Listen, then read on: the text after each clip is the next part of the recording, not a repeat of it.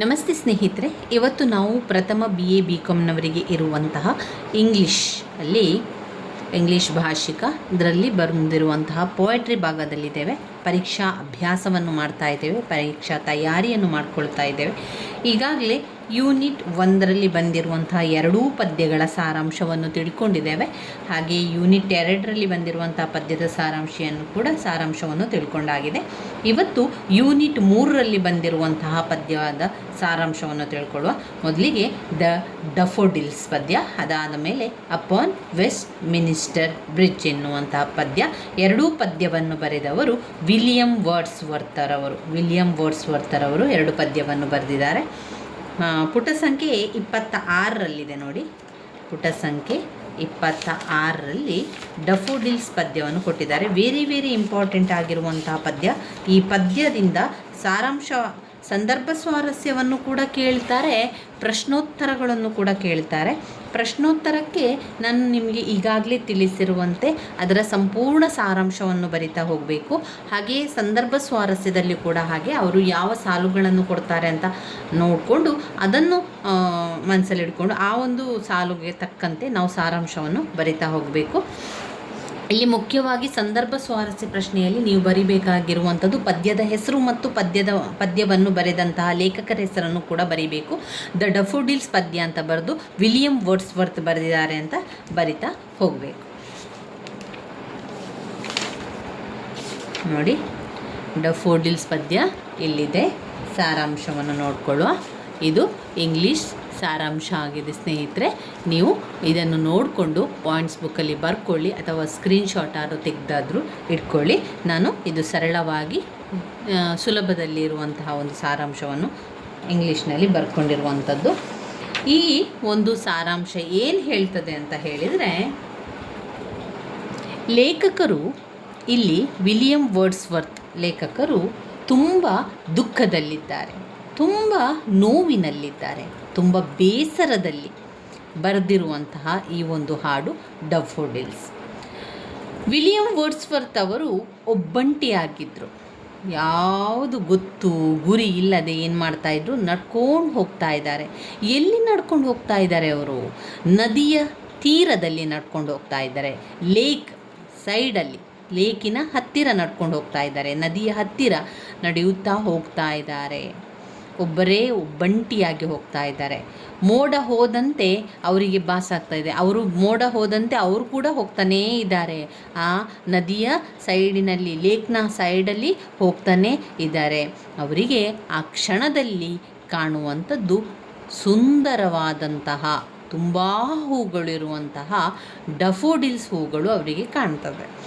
ಡಫೋಡಿಲ್ಸ್ ಅವರಿಗೆ ತುಂಬ ದೂರದಿಂದ ಕಾಣುವಂಥ ಹೂವು. ಅಲ್ಲಿ ಸಾವಿರಾರು ಹೂಗಳಿರ್ತದೆ. ಆ ಸಾವಿರಾರು ಹೂಗಳು ತುಂಬಾ ಅದ್ಭುತವಾದ ಬಣ್ಣದಿಂದ ಕೂಡಿರ್ತದೆ. ಅದ್ಭುತವಾಗಿ ಅವರಿಗೆ, ಲೇಖಕರಿಗೆ ದೂರದಿಂದ ಕಾಣ್ತದೆ. ಆ ಒಂದು ಹೂವನ್ನು ನೋಡಿದ ತಕ್ಷಣ, ಡಫೋಡಿಲ್ಸ್ ಫ್ಲವರ್ನ ಅಂದವನ್ನು ನೋಡಿದ ತಕ್ಷಣ ಲೇಖಕರಿಗೆ ತುಂಬಾ ಖುಷಿಯಾಗ್ತದೆ. ಅವರು ಆ ಸುಂದರ ಹೂವನ್ನು ನೋಡಿ ಅವರಿಗೆ ತುಂಬಾ ಖುಷಿ ಅನ್ನಿಸ್ತದೆ. ಅವರ ಒಂದು ದುಃಖ ಅದರಲ್ಲಿ ಮಾಯ ಆದ ರೀತಿಯಲ್ಲಿ ಅವರಿಗೆ ಅನ್ನಿಸ್ತದೆ. ಅದು ಯಾವ ರೀತಿ ಇರ್ತದೆ ಆ ಹೂವು ಅಂದರೆ, ಮಿನುಗುವ ರೀತಿಯಲ್ಲಿ. ಯಾಕಂದರೆ ಅದು ನದಿಯ ಪಕ್ಕದಲ್ಲಿ, ಲೇಕ್ನ ಸೈಡಲ್ಲಿ ಇದ್ದಂಥ ಹೂಗಳಾದ್ರಿಂದ ರಿಫ್ಲೆಕ್ಟ್ ಆಗ್ತಾ ಇತ್ತು. ನದಿಯ ನೀರಿನಲ್ಲಿ ಆ ಹೂಗಳು ಹೊಳಿತಾ ಇತ್ತು. ಆಮೇಲೆ ಅದು ಒಂದು ಕಡೆಯಿಂದ ಇನ್ನೊಂದು ಕಡೆಗೆ ಗಾಳಿಗೆ, ಅದು ಒಂದು ಕಡೆಯಿಂದ ಇನ್ನೊಂದು ಕಡೆಗೆ ಗಾಳಿಗೆ ಹೋಗ್ತಾ ಇತ್ತಲ್ವ, ಅದು ನೃತ್ಯ ಮಾಡಿದಂತೆ ಲೇಖಕರಿಗೆ ಕಾಣ್ತಾ ಇತ್ತು. ತೆರೆಯ ಬುಡದಲ್ಲಿ ಅದು ನೃತ್ಯ ಮಾಡುವ ರೀತಿಯಲ್ಲಿತ್ತು. ಈ ಬೆಳಗಿನಿಂದ ಸಂಜೆಯ ತನಕ ತುಂಬಾ ಸುಂದರವಾಗಿ ಅದ್ಭುತವಾಗಿರುವಂಥ ಈ ಹೂ ಸಂಜೆಯ ಹೊತ್ತಿನಲ್ಲಿ ಮುದುಡಿ ಹೋಗ್ತದೆ. ಇಲ್ಲಿ ಲೇಖಕರು ತಿಳಿಸ್ತಾ ಇದ್ದಾರೆ, ಲೇಖಕರು ತುಂಬ ನೋವಿನಲ್ಲಿದ್ದರು, ತುಂಬ ದುಃಖದಲ್ಲಿದ್ದರು. ಯಾಕೆ ತುಂಬ ನೋವಿನಲ್ಲಿದ್ದರು, ದುಃಖದಲ್ಲಿದ್ದರು?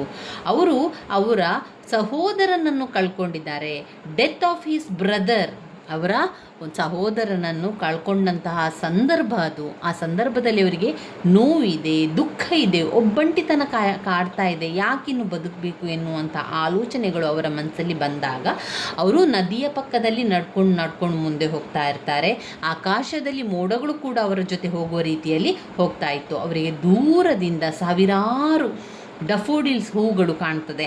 ಆ ಹೂಗಳು ಮಿನುಗ್ತಾ ಇತ್ತು, ಹೊಳಿತಾ ಇತ್ತು, ನದಿಯ ನೀರಿಗೆ ಅದು ಪ್ರತಿಬಿಂಬಿಸ್ತಾ ಇತ್ತು, ಹೊಳಿತಾ ಇತ್ತು, ಶೈನಿಂಗ್ ಬರ್ತಾ ಇತ್ತು, ಅದು ರಿಫ್ಲೆಕ್ಷನ್ ಆಗ್ತಾ ಇತ್ತು. ಆ ಒಂದು ಡಫೋಡಿಲ್ಸ್ ಫ್ಲವರ್ ಬೆಳಗಿನಿಂದ ಸಂಜೆ ತನಕ ಇದ್ದು ನಂತರ ಮುದುಡಿ ಹೋಗ್ತದೆ. ಆದರೂ ಕೂಡ ಬೆಳಗ್ಗೆಯಿಂದ ಸಂಜೆ ತನಕ ಇದ್ದು ಬಾಡಿ ಹೋಗುವಂಥ ಹೂವೇ ತನಗೆ ಬೇಕಾದ ರೀತಿಯಲ್ಲಿ ಖುಷಿಯನ್ನು ಪಡ್ತಾ ಇತ್ತು, ನೃತ್ಯ ಮಾಡ್ತಾ ಇತ್ತು. ಆ ಗಾಳಿಗೆ ಆ ಕಡೆಯಿಂದ ಈ ಕಡೆಗೆ ನೃತ್ಯವನ್ನು ಮಾಡುವ ರೀತಿಯಲ್ಲಿ ಅಲ್ಲಿ ಲೇಖಕರಿಗೆ ಕಾಣ್ತಾ ಇತ್ತು. ಈಗ ಲೇಖಕರ ಮನಸ್ಸಿನ ಒಳಗೆ ಅನ್ನಿಸ್ತಾ ಇದೆ, ಸಹೋದರನನ್ನು ಕಳ್ಕೊಂಡಂಥ ನಾನು ಇಷ್ಟೊಂದು ದುಃಖ ಪಡ್ತಾ ಇದ್ದೇನೆ. ನನ್ನ ಜೀವನ ಇನ್ನೂ ಸಾಕಷ್ಟಿದೆ, ನನಗೆ ಜೀವಿಸಲಿಕ್ಕೆ ಇನ್ನೂ ಸಮಯ ಇದೆ. ನಾನು ಯಾಕೆ ಈ ರೀತಿಯ ದುಃಖದಲ್ಲಿರಬೇಕು? ನಾನು ಯಾಕೆ ಈ ಒಬ್ಬಂಟಿತನವನ್ನು ಕಾಡ್ತಾ ಇದ್ದೇನೆ? ಅಥವಾ ನಾನು ಯಾಕೆ ಈ ಒಂದು ಒಬ್ಬಂಟಿತನವನ್ನು ದುಃಖ ಪಡ್ತಾ ಇದ್ದೇನೆ, ಬೇಸರವನ್ನು ವ್ಯಕ್ತಪಡಿಸ್ತಾ ಇದ್ದೇನೆ? ಬೆಳಗ್ಗೆ ಅರಳಿದಂತಹ ಡಫೋಡಿಲ್ಸ್ ಹೂಗಳು ಸಂಜೆ ಆಗುವಷ್ಟರಲ್ಲಿ ಮುದುಡಿ ಹೋಗ್ತದೆ. ಅದು ಕೂಡ ಒಂದೇ ದಿವಸ ಇರುವಂತಹ ಡಫೋಡಿಲ್ಸ್ ಹೂಗಳು ಕೂಡ ದುಃಖ ಪಡದೆ ಅಷ್ಟೊಂದು ಸುಂದರವಾಗಿ ನರ್ತಿಸ್ತಾ ಇದೆ, ಅಷ್ಟೊಂದು ಸುಂದರವಾಗಿ ಹೊಳಿತಾ ಇದೆ ಅಂತಾದಮೇಲೆ ನನಗೆ ಎಷ್ಟೊಂದು ಜೀವನ ಇದೆ. ಆದರೂ ಕೂಡ ನಾನು ಯಾಕೆ ಇಷ್ಟೊಂದು ದುಃಖ ಪಡ್ತಾ ಇದ್ದೇನೆ, ನಾನು ಯಾಕೆ ಎಲ್ಲವನ್ನು ಕಳ್ಕೊಂಡ ರೀತಿಯಲ್ಲಿದ್ದೇನೆ ಎನ್ನುವಂಥದ್ದು ಅವರಿಗೆ, ಲೇಖಕರಿಗೆ ಈಗ ಅನ್ನಿಸ್ತಾ ಇದೆ. ಲೇಖಕರು ಆ ಡಫೋಡಿಲ್ಸ್ ಹೂವನ್ನು ನೋಡಿ ನಂತರ ಮನೆಗೆ ಬರ್ತಾರೆ. ಯಾವಾಗ ಅವರಿಗೆ ದುಃಖ ಅಂತ ಅನ್ನಿಸ್ತದೆ, ಯಾವಾಗ ಅವರಿಗೆ ಏಕಾಂಗಿತನ ಎನ್ನುವಂಥದ್ದು ಕಾಡ್ತಾನೆ ಇರ್ತದೆ, ಆವಾಗ ಅವರಿಗೆ ಅನ್ನಿಸ್ತದೆ, ಹೌದು ನಾನು ಡಫೋಡಿಲ್ಸ್ ಹೂವಿನ ರೀತಿಯಲ್ಲಿರಬೇಕು. ಡಫೋಡಿಲ್ಸ್ ಫ್ಲವರನ್ನು ಅವರು ನೆನಪಿಸ್ತಾರೆ. ಯಾವಾಗೆಲ್ಲ ಅವರಿಗೆ ಆ ಒಂದು ಡಫೋಡಿಲ್ಸ್ ಹೂಗಳು ನೆನಪಿಸ್ತಾರೋ ಅವರು ಒಬ್ಬಂಟಿತನದಿಂದ ಹೊರಗೆ ಬರ್ತಾರೆ, ಏಕಾಂಗಿಯಾಗಿರುವುದನ್ನು ಮರೆತು ಬಿಡ್ತಾರೆ. ಆ ಒಂದು ಡಫೋಡಿಲ್ಸ್ ಹೂವನ್ನು ನೆನೆಸಿದ ತಕ್ಷಣ ಅವರ ಮನಸ್ಸಿನೊಳಗೊಂದು ಸುಂದರತೆ ಕಾಣ್ತದೆ, ಖುಷಿ ಕೊಡ್ತದೆ, ಆ ಒಂದು ಸಂತೋಷವನ್ನು ಆ ಒಂದು ಕಣ್ಣಲ್ಲಿ ಬರುವ ರೀತಿಯಲ್ಲಿ ಮಾಡ್ತದೆ. ಯಾವುದು? ಡಫೋಡಿಲ್ಸ್ ಹೂಗಳು. The poem was composed in the year 1802. 1802ರಲ್ಲಿ ಕಂಪೋಸ್ ಮಾಡಿರುವಂತಹ ಒಂದು ಪದ್ಯ ಆಗಿದೆ daffodils. The little of the poem, title of the poem inform about the loneliness. ಈ ಒಂದು ಪೋಯಮ್ನ ಟೈಟಲ್ ಯಾವ ರೀತಿ ನಮಗೆ ಅನ್ನಿಸ್ತದೆ ಅಂತ ಹೇಳಿದರೆ, ಒಬ್ಬಂಟಿತನವನ್ನು ಲೇಖಕರು ಅನುಭವಿಸ್ತಾ ಇದ್ದಾರೆ. The title of the poem inform about the loneliness of the poet which he faced after death of his brother. ಅವರ ಒಂದು ಸಹೋದರನನ್ನು ಕಳೆದುಕೊಂಡ ನಂತರ ಅವರಿಗೆ ಆ ರೀತಿಯಾಗಿ ಅನ್ನಿಸುವಂಥದ್ದು. However, the endless views of the golden daffodils in a field across the lake filled him with joy. This view was the greatest gift of nature of him. ಇದು ಲೇಖಕರಿಗೆ ಪ್ರಕೃತಿ ಕೊಟ್ಟಿರುವಂತಹ ಅತ್ಯದ್ಭುತವಾದಂತಹ ಒಂದು ಗಿಫ್ಟ್ ಆಗಿದೆ, ಅತ್ಯಂತ ಅದ್ಭುತವಾದಂತಹ ಉಡುಗೊರೆಯಾಗಿದೆ. ಈ ಒಂದು ಡಫೋಡಿಲ್ಸ್ ಹೂಗಳೇ ಲೇಖಕರ ಮನ ಪರಿವರ್ತನೆ ಮಾಡಿರುವಂತಹ ಹೂವಾಗಿದೆ. ಇಲ್ಲದಿದ್ದರೆ ಲೇಖಕರಿಗೆ ಅನ್ನಿಸ್ತಾ ಇತ್ತು ಈ ಒಬ್ಬಂಟಿ ಜೀವನ ಬೇಡ, ಒಬ್ಬಂಟಿಯಾಗಿರೋದು ಕಷ್ಟ, ಅದರಿಂದ ಜೀವನ ಬೇಡ ಎನ್ನುವಂತಹ ಒಂದು ಕೊರಗನ್ನು ಅವರು ಅನುಭವಿಸ್ತಾ ಇದ್ದರು. ಯಾವಾಗ ಅವರು ಲೇಕ್ನ ಬದಿಯಲ್ಲಿ ಡಫೋಡಿಲ್ಸ್ ಹೂಗಳನ್ನು, ಸಾವಿರಾರು ಡಫೋಡಿಲ್ಸ್ ಹೂಗಳನ್ನು ಕಾಣ್ತಾರೋ, ಆ ಡಫೋಡಿಲ್ಸ್ ಹೂಗಳು ಅವರ ಮನಸ್ಸನ್ನೇ ಬದಲಾವಣೆಯನ್ನು ಮಾಡ್ತದೆ. ಇದು ಪ್ರಕೃತಿ ಅವರಿಗೆ ಕೊಟ್ಟಿರುವಂತಹ ಉಡುಗೊರೆಯಾಗಿದೆ. This view the greatest gift of nature of him. However endless views golden daffodils ಅನ್ನು ನೋಡಿದಂತಹ ವಿಲಿಯಂ ವರ್ಡ್ಸ್ವರ್ತ್ ಅವರ ಮನಸ್ಸು ಬದಲಾವಣೆ ಆಗ್ತದೆ, ಅವರು ಒಬ್ಬಂಟಿತನ ಹೋಗ್ತದೆ, ಅವರು ಏಕಾಂತವನ್ನು ಮಾಡುವಂತಹ ಇದು ಸಮಯ ಕಳೆದು ಅವರು ಖುಷಿಯಿಂದ ಇರುವಂತೆ ಮಾಡ್ತದೆ, ಜೀವನದಲ್ಲಿ ಉತ್ಸಾಹ ತರುವಂತೆ ಮಾಡಿತ್ತು. ಯಾವುದು? ಈ ಡಫೋಡಿಲ್ಸ್ ಹೂಗಳು.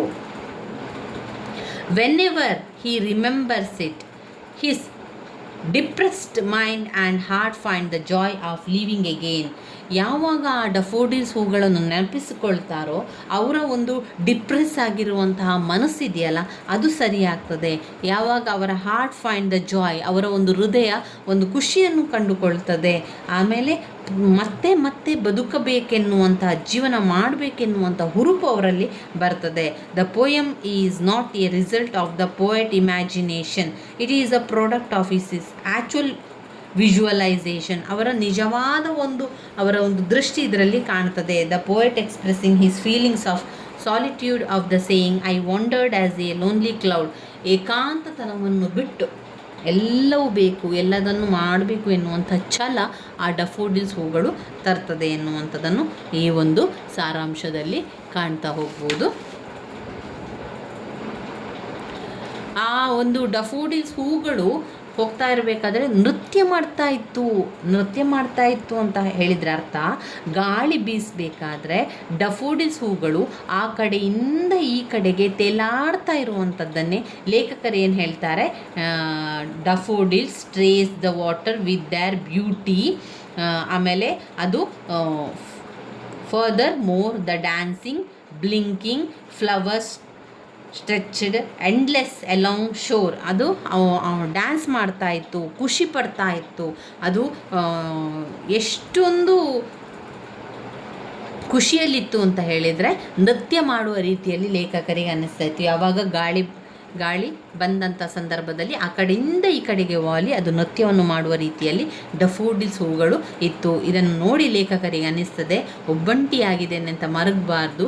ಯಾವ ರೀತಿ ಡಫೋಡಿಲ್ಸ್ ಹೂಗಳು ಬೆಳಿಗ್ಗೆ ಅರಳಿದಂತಹ ಡಫೋಡಿಲ್ಸ್ ಹೂಗಳು ರಾತ್ರಿ ಆಗುವೊಳಗೆ ಮುಗ್ದೆಯಾಗಿ ಮುಗುಟಾಗಿ ಹೋಗ್ತದೆ, ಅಥವಾ ಅದು ಬೆಳಿಗ್ಗೆ ಅರಳಿದಂತಹ ಹೂವು ಮುಗ್ಗೆ ಆಗಿ ಹೋಗ್ತದೆ, ಮುದುಡಿ ಹೋಗ್ತದೆ. ಆದರೂ ಕೂಡ ಅಷ್ಟೊಂದು ಖುಷಿಯಲ್ಲಿ ನೃತ್ಯ ಮಾಡ್ತಾ ಇದೆ, ಅಷ್ಟೊಂದು ಖುಷಿಯಲ್ಲಿ ಆ ಒಂದು ಡಫೋಡಿಲ್ಸ್ ಹೂಗಳಿದೆ ಅಂತ ಅಂದ ಮೇಲೆ ನಾವು ಯಾಕೆ ಒಬ್ಬಂಟಿಯಾಗಿದ್ದರೂ ಕೂಡ ಇಷ್ಟು ದುಃಖ ಪಡಬೇಕು, ಯಾಕೆ ನೋವನ್ನು ಬಯಸಬೇಕು? ಆಗಿರುವಂಥದ್ದು ಆಗೋಗಿದ್ದೆ, ಆಗಿರುವಂಥದ್ದೆಲ್ಲ ಆಯಿತು. ಅದಾದಮೇಲೆ ಕೂಡ ನಾವು ಯಾಕೆ ಅದನ್ನು ಮರುಕ ಪಡಬೇಕು, ಯಾಕೆ ದುಃಖ ಪಡಬೇಕು? ಇಲ್ಲ, ನಾನು ಡಫೋಡಿಲ್ಸ್ ಹೂಗಳ ಥರ ಖುಷಿಯಾಗಿರಬೇಕು, ಪ್ರತಿ ದಿವಸ ಜೀವನವನ್ನು ಖುಷಿಯಿಂದ ಅನುಭವಿಸಬೇಕು. ಏನೇ ಕಷ್ಟ ಇರಲಿ, ಏನೇ ನೋವಿರಲಿ, ಅದನ್ನೆಲ್ಲ ಬದಿಗಿಟ್ಟು ಖುಷಿಯಾಗಿ ಜೀವನವನ್ನು ಸಾಗಿಸಬೇಕು ಎನ್ನುವಂತಹ ದೃಢ ನಿರ್ಧಾರಕ್ಕೆ ಲೇಖಕರು ಬರ್ತಾರೆ. ಲೇಖಕರಿಗೆ ಅನಿಸ್ತದೆ, ಯಾವಾಗ ಲೇಖಕರು ಒಬ್ಬಂಟಿಯಾಗಿದ್ದಾರೆ ಅಂತ ಅನಿಸ್ತದೆ, ಯಾವಾಗ ಲೇಖಕರಿಗೆ ಒಂದು ಒಂಟಿತನ ಕಾಡ್ತದೆ, ಯಾವಾಗ ಅವರಿಗೆ ತುಂಬಾ ದುಃಖ ಪಡ್ತದೆ, ಆವಾಗ ಅವರು ಡಫೋಡಿಲ್ಸ್ ಹೂಗಳನ್ನು ನೆನಪಿಸಿಕೊಳ್ತಾರೆ. ಡಫೋಡಿಲ್ಸ್ ಹೂಗಳನ್ನು ನೆನಪಿಸಿಕೊಂಡಾಗ ಅವರ ದುಃಖಗಳು, ಕಷ್ಟಗಳು, ನೋವುಗಳೆಲ್ಲ ಮರೆಮಾಚಿ ಹೋಗ್ತದೆ ಎನ್ನುವಂಥದ್ದು. ಅಷ್ಟೊಂದು ಶಕ್ತಿ ಆ ಒಂದು ಡಫೋಡಿಲ್ಸ್ ಹೂಗೆ ಇರುವಂಥದ್ದನ್ನು ಕಾಣ್ಬೋದು. ಇವಿಷ್ಟು ಇಂಗ್ಲೀಷ್ನಲ್ಲಿರುವ ಸಮ್ಮರಿಯಾಗಿದೆ ಸ್ನೇಹಿತರೆ, ಇದನ್ನು ನೋಡಿಕೊಳ್ಳಿ. ಇನ್ನು ನಾವು ಮುಂದೆ ಬರುವಂತಹ ಒಂದು ಪದ್ಯವನ್ನು ಕೂಡ ಇದೇ ಒಂದು ವಿಡಿಯೋದಲ್ಲಿ ನೋಡ್ತಾ ಹೋಗುವ. ಇನ್ನೂ ಬರುವಂತಹ ಪದ್ಯ ಯಾವುದು ಬರ್ತದೆ, ಅಪಾನ್ ವೆಸ್ಟ್ ಮಿನಿಸ್ಟರ್ ಬ್ರಿಡ್ಜ್, ಪುಟ ಸಂಖ್ಯೆ 34ರಲ್ಲಿದೆ.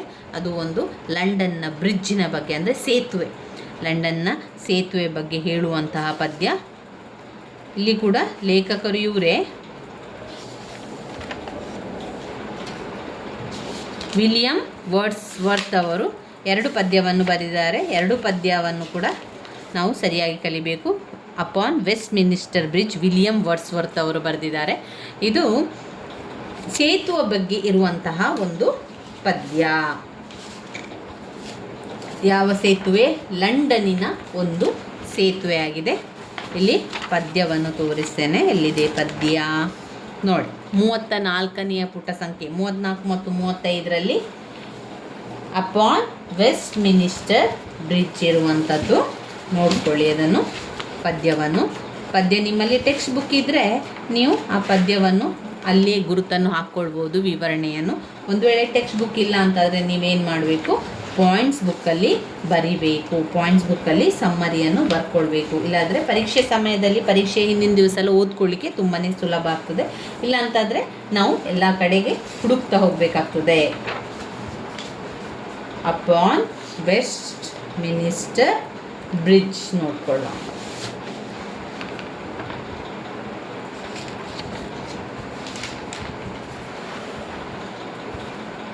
ಮೂವತ್ತ 34 ಮತ್ತು 35ನೇ ಪುಟದಲ್ಲಿ ಅದರ ಒಂದು ಪದ್ಯ ಇದೆ ನೋಡಿ. ಇವಾಗ ನೋಡಿ, ಇಂಗ್ಲೀಷ್ನಲ್ಲಿ ಬರೆದಿರುವಂತಹ ಸಮ್ಮರಿಯನ್ನು ನೋಡಿಕೊಳ್ಳಿ. ಲಂಡನ್ನ ಬ್ರಿಡ್ಜಿನ ಬಗ್ಗೆ, ಲಂಡನ್ನಲ್ಲಿರುವಂತಹ ಸೇತುವೆ. ಇಲ್ಲಿ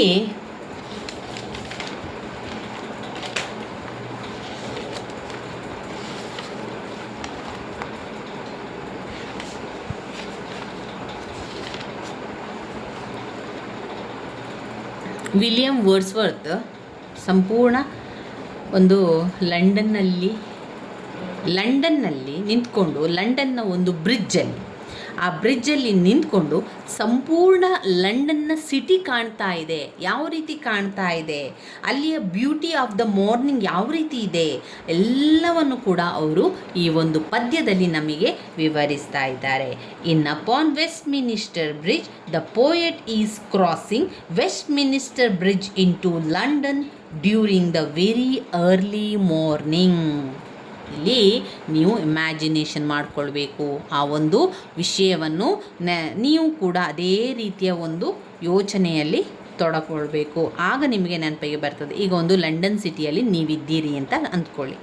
ಆ ಲಂಡನ್ ಸಿಟಿಯ ವೆಸ್ಟ್ ಮಿನಿಸ್ಟರ್ ಬ್ರಿಡ್ಜ್ ಅಂದರೆ ಆ ಒಂದು ಸೇತುವೆಯ ಹೆಸರು ವೆಸ್ಟ್ ಮಿನಿಸ್ಟರ್ ಬ್ರಿಡ್ಜ್ ಎನ್ನುವಂತಹ ಸೇತುವೆಯ ಮೇಲೆ ಈಗ ನೀವಿದ್ದೀರಿ. ಅಲ್ಲಿ ನೀವು ನಡ್ಕೊಂಡು ಹೋಗ್ತಾ ಇದ್ದೀರಿ. ಒಂದು ಥಿಂಕ್ ಮಾಡಿ, ಆ ರೀತಿಯ ಒಂದನ್ನು ಕನಸನ್ನು ಕಾಣಿ, ಅಥವಾ ಆ ಒಂದು ಥಿಂಕ್ ಮಾಡಿದರೆ, ನೀವು ಯೋಚನೆ ಮಾಡಿದರೆ ನಿಮಗೆ ಅದು ಯಾವತ್ತೂ ನೆನಪಲ್ಲಿ ಉಳಿತದೆ. ನೀವೀಗ ಸಂಪೂರ್ಣವಾಗಿ ಲಂಡನ್ ಸಿಟಿ ಒಳಗಿದ್ದೀರಿ. ಲಂಡನ್ನ ಸಿಟಿಯಲ್ಲಿ ವೆಸ್ಟ್ ಮಿನಿಸ್ಟರ್ ಬ್ರಿಡ್ಜ್ ಎನ್ನುವ ಸೇತುವೆಯ ಮೇಲ್ಗಡೆ ನೀವು ಹೋಗ್ತಾ ಇದ್ದೀರಿ.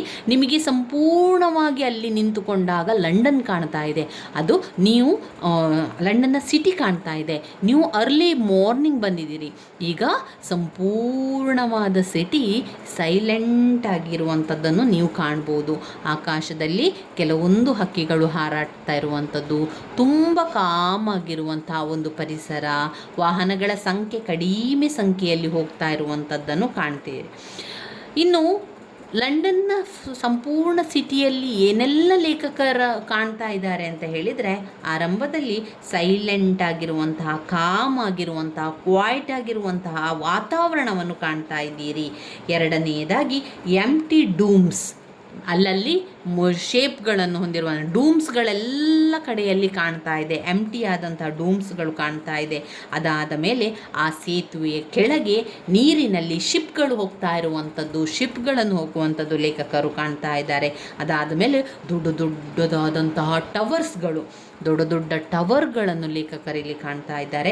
ಐದನೇದು ಟೆಂಪಲ್ಸ್ಗಳನ್ನೆಲ್ಲ ದೂರದಲ್ಲಿ ಕಾಣ್ತಾ ಇದ್ದಾರೆ. ಥಿಯೇಟರ್ಗಳನ್ನೆಲ್ಲ ಕಾಣ್ತಾ ಇದ್ದಾರೆ.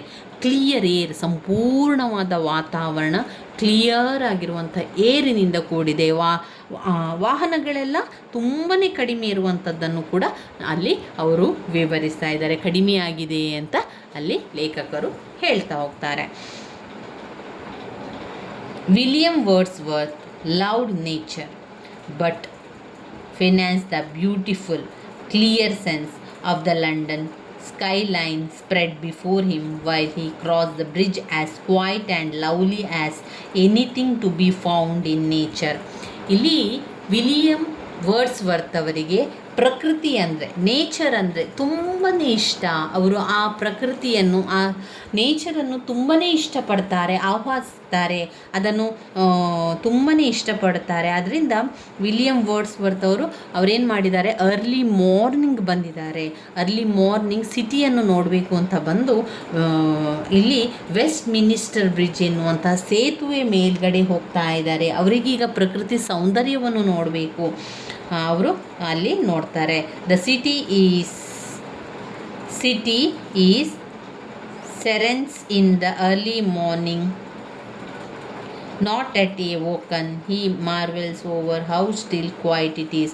ಅವರು ತುಂಬಾ ಮಾರ್ನಿಂಗ್ ಬಂದಿದ್ದಾರೆ, ಎಲ್ಲ ತುಂಬ ಕ್ವಾಯ್ಟ್ ಆಗಿದೆ, ಕಾಮ್ ಆಗಿದೆ, ಕ್ಲಿಯರ್ ಆಗಿದೆ, ಏರ್ ಅಂತೂ ತುಂಬಾ ಫ್ರೆಶ್ ಆಗಿದೆ ಅಂತ ಲೇಖಕರು ವಿವರಿಸ್ತಾ ಇದ್ದಾರೆ. More specifically in the first 3 lines words say city is so beautiful. ಲೇಖಕರು ಹೇಳ್ತಾ ಇದ್ದಾರೆ ಇಲ್ಲಿ, ಈ ಲಂಡನ್ ಸಿಟಿ ಇದೆಯಲ್ಲ ತುಂಬಾ ಸುಂದರವಾಗಿದೆ, ಬ್ಯೂಟಿಫುಲ್ ಆಗಿದೆ ಅಂತ ಹೇಳುವಂಥದ್ದು.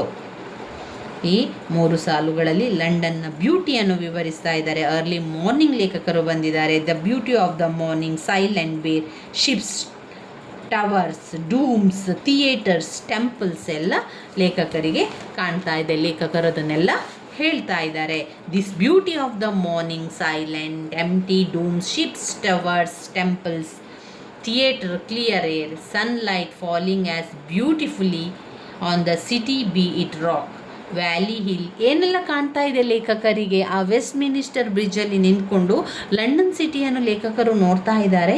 ಏನೆಲ್ಲ ವಿಚಾರಗಳು ಲೇಖಕರಿಗೆ ಕಾಣ್ತಾ ಇದೆ ಅಂದರೆ ವ್ಯಾಲಿ ಹಿಲ್ ಕಾಣ್ತಾ ಇದೆ, ಬೆಟ್ಟ ಗುಡ್ಡ ಕಾಣ್ತಾ ಇದೆ, ಶೈನಿಂಗ್ ಆಗುವಂಥದ್ದು ಕಾಣ್ತಾ ಇದೆ, ಹೊಳಿತಾ ಇದೆ, ಗ್ಲಿಟರ್ ಆಗ್ತಾ ಇದೆ, ಅಲ್ಲಿನ ಒಂದು ಬಂಡೆಕಲ್ಲು ಹೊಳಿತಾ ಇದೆ, rock, hill, valley, all are shining and glittering. ಎಲ್ಲನೂ ಕೂಡ ಬೆಟ್ಟ ಗುಡ್ಡಗಳು ಎಲ್ಲ ಏನಾಗ್ತದೆ, ಹೊಳಿತಾ ಇದೆ, ಶೈನಿಂಗ್ ಬರ್ತಾ ಇದೆ, ಗ್ಲಿಟರಿಂಗ್ ಆಗ್ತಾ ಇದೆ.